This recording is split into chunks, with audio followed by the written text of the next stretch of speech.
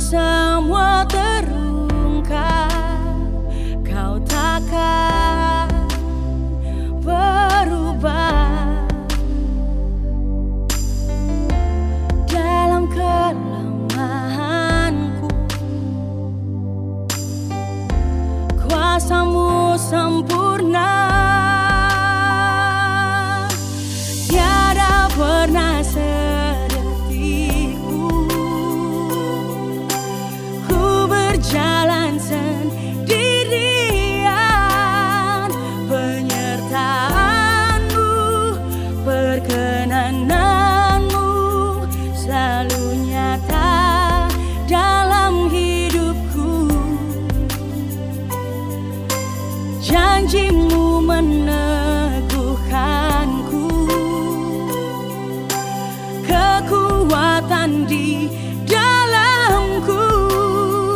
Kehadiran-Mu bangkitkan imanku. Hidupku sempurna bersama-Mu, sempurna bersama-Mu. Yesus, Kau setia.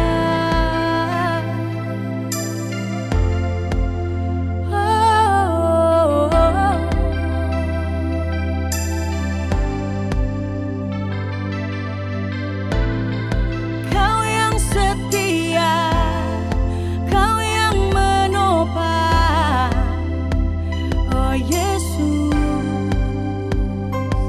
janji-Mu kuatkanku, janji-Mu bangkitkan imanku.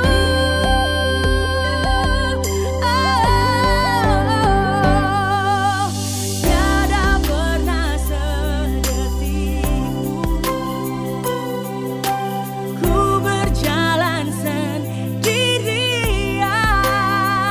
Penyertaan-Mu, perkenanan-Mu selalu nyata dalam hidupku. Dan janji-Mu meneguhkanku, kekuatan di dalamku. Kehadiran-Mu bangkitkan imanku. Hidupku sempurna bersama-Mu, hidupku sempurna bersama-Mu Yesus. Hanya bersama-Mu,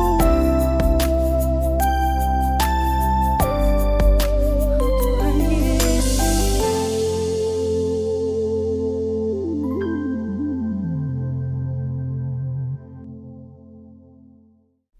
Shalom warga kerajaan dimanapun Anda saat ini berada. Dan hari-hari ini kita penuh dengan sukacita merayakan Natal. Satu peristiwa di mana Tuhan datang untuk melawat umat-Nya. Tapi bukan cuma sekedar melawat, Tuhan itu berdiam di tengah umat-Nya, bahkan berdiam di dalam diri setiap kita. Dan tema Natal dari Persekutuan Gereja-Gereja Indonesia PGI, tema nasional adalah kemuliaan bagi Allah dan damai sejahtera di bumi. Nah, kita akan baca firman Tuhan dalam Injil Lukas pasal yang kedua ayat ke-14. Dikatakan demikian firman Tuhan. Kemuliaan bagi Allah di tempat yang maha tinggi dan damai sejahtera di bumi di antara manusia yang berkenan kepadanya. Wow, ayat ini datang kepada para gembala yang sedang mengembalakan domba-domba di padang Efrata. Dan mereka adalah gambaran orang-orang sederhana. Dan mungkin orang-orang yang tidak diperhitungkan, tapi Tuhan menyatakan diri lewat malaikatnya dan menyatakan berita yang kabar baik luar biasa bahwa hari ini telah lahir bagimu juru selamat di kota Daud. Dan ketika mereka melihat kemuliaan Allah dinyatakan, mereka ketakutan, tapi pesan yang luar biasa disampaikan. Jangan takut. Wow, fear not, don't be afraid. Apapun dalam hidup setiap kita, Mungkin kita merasa sebagai orang-orang yang seperti para gembala tadi, orang-orang sederhana. Tapi ketahuilah, Tuhan datang memberitahukan kabar sukacita. Ketahuilah juga saudaraku dikasihi Tuhan, bahwa Tuhan menginginkan kita lepas dari segala bentuk ketakutan. Kurang lebih ada 365 kata jangan takut di dalam seluruh Alkitab. Itu menandakan bahwa setiap hari tersedia bagi setiap kita untuk tidak perlu takut. Jangan takut, sebab Dia adalah Raja Damai, penasihat ajaib, Allah yang perkasa, dan Bapa kekal yang tersedia bagi setiap kita. Nah, kata kemuliaan ini adalah seringkali paling banyak disalahgunakan. Contoh, dalam ibadah-ibadah yang kita lihat, seringkali pemimpin pujian mengajak jemaat untuk berkata ataupun bahkan pembicara, beri kemuliaan kepada Tuhan, lalu memberi contoh dari mimbar sambil bertepuk tangan, sehingga terbangun satu pemahaman bahwa kemuliaan itu seperti tepuk tangan. Saya harus katakan bahwa kemuliaan itu jauh melampaui yang disebut dengan tepukan tangan. Dan contoh lain yang sering disalah mengerti, orang seringkali berpikir bahwa bahkan ada yang berdoa supaya kemuliaan-Mu turun Tuhan. Saya mau nyatakan kepada setiap kita, sejak Kristus Yesus datang ke dalam dunia ini, datang untuk menebus dosa dan kesalahan kita, dan menggantikan kita yang tadinya jadi budak dosa, budak iblis. Sekarang kita digantikan menjadi putra-putri kerajaan Allah oleh karya penebusan dan pembenaran. Kita diangkat menjadi putra-putri kerajaan Allah.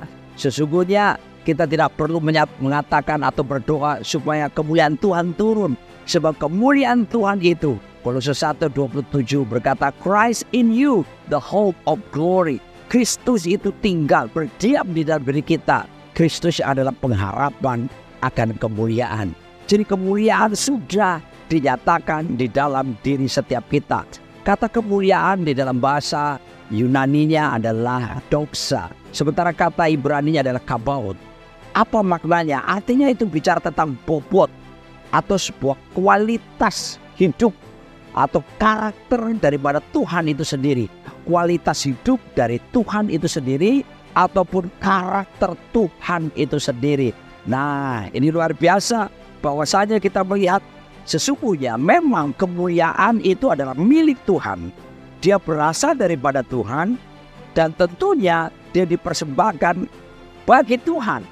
Makanya ada lagu berkata, bagi Dia segala pujian, dan dipersembahkan hormat kemuliaan bagi Raja di atas segala raja. Akan tetapi kabar baiknya melalui Natal kita mengerti bahwa kemuliaan yang sebetulnya itu sangat luar biasa. Bahkan dalam Keluaran 33 kita melihat bagaimana Musa berdoa. Musa minta kepada Tuhan pada waktu itu, show me your glory, tunjukkan kemuliaan-Mu. Dan Tuhan berkata, kalau aku tunjukkan kemuliaan-Mu kepadamu, kamu pasti mati. Lalu Tuhan memberikan kesempatan sedikit kepada Musa untuk menyatakan kemuliaannya dan hanya melihat tubuh bagian belakang daripada Tuhan. Itu perjanjian lama, tetapi di perjanjian baru Yesus Kristus, sang kemuliaan itu datang kepada kita untuk mengubahkan kita dan menjadikan dalam diri kita kemuliaan yang dinyatakan dalam diri kita. Bahkan manusia diciptakan dalam Kejadian 1:26. Kita dicipta serupa segambar seperti Tuhan untuk berkuasa di bumi, untuk memerintah. Inilah tujuan utama hidup kita dalam keserupaan dengan Tuhan. Kita memerintah di bumi ini. Suatu kabar baik, bukan?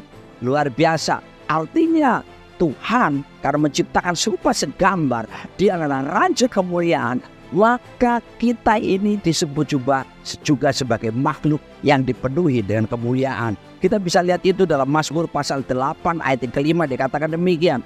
Apakah manusia sehingga engkau mengingatnya? Apakah anak manusia sehingga engkau mengindahkannya? Perhatikan ini. Namun engkau telah membuatnya hampir sama seperti Allah dan telah memahkotainya dengan kemuliaan dan hormat. Jangan ada yang satupun orang minder saat ini. Ketahuilah bahwa kepada kita telah dikaruniakan kemuliaan, dimahkotai kemuliaan. Bahkan kemuliaan itu yang sumbernya Yesus Kristus telah berdiam di dalam setiap kita. Wah, luar biasa. Sekarang Kalau ada kemuliaan dalam diri kita, apa yang harus kita nyatakan? Makanya tugas kita adalah sekarang nyatakanlah kemuliaan itu kepada dunia ini. Ya, cara kerjanya bukan outside in lagi, dari luar ke dalam, tapi cara kerjanya dalam prinsip-prinsip kerajaan Allah untuk menyatakan kemuliaan adalah inside out. Dari dalam kita menyatakan itu keluar lewat kehidupan setiap kita. Nah, jemaat yang dikasih Tuhan, warga kerajaan Allah, saya akan tunjukkan kepada setiap kita bagaimana caranya kita menyatakan kemuliaan Allah dalam hidup setiap kita yang memang sudah berdiam di dalam setiap kita. Dalam Yohanes pasal 17, Tuhan Yesus pernah mengajarkan doa kepada para murid-muridnya. Tapi dalam Yohanes 17 ayat yang keempat, di sana dinyatakan bagaimana Bapa permuliakan, ya, sebagaimana aku telah melakukan kehendak-Mu. Saya akan baca lebih lengkap supaya kita bisa melihat apa kata firman Tuhan. Dikatakan demikian, aku telah mempermuliakan engkau di bumi dengan jalan, perhatikan ini, menyelesaikan pekerjaan yang engkau berikan kepadaku untuk melakukannya. Tuhan Yesus mempermuliakan Bapa Surgawi di bumi ini dengan jalan apa? Ini pula yang akan menjadi kekuatan bagi setiap kita, bahwa bagaimana kita akan menyatakan kemuliaan yang sudah berdiam dalam diri kita kepada dunia, sama seperti yang kita belajar daripada Raja Agung kita, Tuhan Yesus Kristus. Caranya adalah yang pertama, marilah kita menyatakan kemuliaan dengan melakukan dan menyelesaikan pekerjaan Tuhan. Haleluya, melakukan dan menyelesaikan pekerjaan Tuhan. Saya harus katakan bahwa kita harus tahu bahwa Tuhan Yesus tidak pernah jatuh dalam dosa. Tuhan Yesus juga tidak pernah gagal. Apa rahasianya? Yohanes 4 ayat 34 berkata, makananku ialah melakukan kehendak Bapa yang mengutus aku dan menyelesaikan pekerjaannya. Nah, ini dia, ya, melakukan kehendak Bapa serta menyelesaikan pekerjaannya. Mari kita bersama-sama mulai masuk dalam tahun-tahun berikutnya ini, mulai belajar untuk terus mensinkronkan seluruh kehendak kita, pikiran kita, perasaan kita diselaraskan agar supaya tunduk kepada kehendak Tuhan. Sebab saya selalu mengingatkan, tabrakan terhebat di dunia ini bukan tabrakan dua jenis pesawat, tetapi tabrakan antara kehendak Tuhan dengan kehendak pribadi kita. Dan sialnya seringkali kehendak Tuhan dikalahkan oleh kehendak pribadi kita. Tapi mari kita belajar seperti Tuhan Yesus. Dia tidak punya agenda pribadi, dia tidak punya bahkan agenda tersembunyi. Dia memiliki agenda utama, melakukan kehendak Bapa yang mengutusnya dan menyelesaikan pekerjaannya. Inilah cara pertama bagaimana kita menyatakan kemuliaan kepada dunia itu. Ayo, saya ajak setiap kita melakukan pekerjaan Tuhan, melakukan kehendak Tuhan dalam hidup kita. Dan kata pekerjaan dalam bahasa Yunani adalah ergon. Dalam bahasa Inggris disebutkan kata work, tidak digunakan kata job. Ya, memang ada beda antara job dan work. Ya, kalau job itu kita bekerja karena skill, kemampuan atau keterampilan yang kita dapatkan. Tapi kalau work adalah segala sesuatu yang Tuhan tanam dalam diri kita untuk nyatakan keluar. Misalnya talenta, potensi kita, karunia-karunia, pemberian Tuhan, gifting, kita nyatakan keluar itu, ya, supaya maksimal dalam hidup setiap kita. Semua orang punya talenta, punya potensi. Maka itu kalau kita maksimalkan, berdayakan, itu sama dengan kita mempermuliakan Tuhan. Orang bisa saja punya job, tapi belum tentu dia melakukan work. Ya, orang saja, saudaraku, mungkin tidak punya job, tapi dia bisa melakukan work dalam dirinya. Karena work itu berbicara tentang talenta, potensi. Miles Monroe mengajarkan kepada kita, jangan pernah kita memati dalam keadaan penuh. Marilah kita mati dalam keadaan kosong. Artinya kita memaksimalkan semua potensi, karunia kita, talenta kita. Karena dengan jalan demikian, itulah salah satu cara kita mempermuliakan Tuhan, sekaligus kita menyatakan kemuliaan Tuhan lewat hidup setiap kita. Ya, bedakan antara job dan work. Dan berikutnya bedanya adalah kalau job itu Anda bisa diberhentikan oleh bos Anda. dari pekerjaan Anda. Tapi kalau work, bicara mengeluarkan talenta potensi, kita tidak ada satu pun yang bisa menghentikan kecuali kita sendiri yang malas untuk menyatakannya. Ya, kita bisa kehilangan pekerjaan, kehilangan uang karena kehilangan job, tapi kita tidak akan mungkin kehilangan berkat kalau kita melakukan work kita. Karena ketika kita melakukan work itu, jangan khawatir, pemeliharaan Tuhan terjadi atas hidup setiap kita. Jadi mari kita jangan jadi pemalas, tapi mari kita mau mengaktifasi, memaksimalkan sungguh-sungguh seperti Kristus melakukan kehendak Bapa dan menyelesaikan pekerjaannya. Berkaryalah yang lebih hebat lagi. Masuk ke tahun-tahun baru ke depan ini, hasilkan gali lebih dalam. Anda tahu semua, dulu saya dapat anugerah membuat album rekaman lagu-lagu rohani, lebih dari 15 album. Tapi suatu saat saya berkata, Tuhan, saya ingin gali yang lebih lagi, ada potensi yang saya percaya kau tanam. Dan Tuhan tunjukkan, hari-hari ini saya menulis buku dan sudah lebih 5 buku yang sudah ditulis. Dan luar biasa, saya bergairah karena setiap kali menulis buku, hasilnya 100% buat pekerjaan Tuhan, bahkan royalti, dan itu bisa menjadi berkat bagi banyak orang. Mari saya mengajak setiap kita, jangan pernah mau menyerah. Mari rajin-rajinlah gali potensimu dan menyelesaikan pekerjaan Tuhan, melakukan kehendak Bapa dalam hidup setiap kita lewat kebenaran firman Tuhan. Itu adalah cara bagaimana kita menyenangkan Tuhan. Dan yang berikutnya, bagaimana kita menyatakan kehendak Tuhan? Wow, adalah melakukan yang disebut berbuat baik. Karena firman Tuhan menjamin, firman Tuhan dalam Matius 5:16, demikianlah hendaknya terangmu bercahaya di depan orang, supaya mereka melihat perbuatanmu yang baik dan memuliakan Bapamu yang di sorga. Lihat Tuhan Yesus. Kisah Rasul 10:38, Alkitab mencatat yaitu tentang Yesus dari Nazaret, bagaimana Allah mengurapi dia dengan Roh Kudus dan kuat kuasa. Dia yang berjalan berkeliling sambil berbuat baik dan menyembuhkan semua orang yang dikuasai iblis, sebab Allah menyertai dia. Mari kita nyatakan kemuliaan Tuhan. Pertama, mari berbuat baik. Mari kita melakukan kehendak Tuhan dan menyelesaikan pekerjaannya, memaksimalkan semua potensi talenta kita. Tapi yang kedua adalah berbuat baik. Kita berbuat baik bukan supaya kita dapat pujian, kita berbuat baik bukan karena supaya dapat upah, kita berbuat baik bukan motivasi apa, tapi kita berbuat baik karena memang dengan jalan berbuat baik kita menyatakan kemuliaan Tuhan yang ada di dalam hidup setiap kita. So, mari tugas kita adalah sekarang menyatakannya. Sebab kemuliaan bukan di luar sana, kemuliaan sudah berdiam di dalam diri saudara. Tuhan bukan cuma melawat saudara, tapi Tuhan telah berdiam di dalam diri saudara dan ingin memakai saudara menyatakan kemuliaan Tuhan bagi dunia ini. Selamat Natal, selamat Tahun Baru 2024. Bersama Yesus kita lakukan perkara-perkara yang besar. Tidak ada yang mustahil bagi Tuhan dan tidak ada yang mustahil bagi kita orang yang percaya kepadanya. Dan pesan saya terakhir, tertawalah memandang hari esok. Apapun kata dunia ini, mari kita berkata 2024.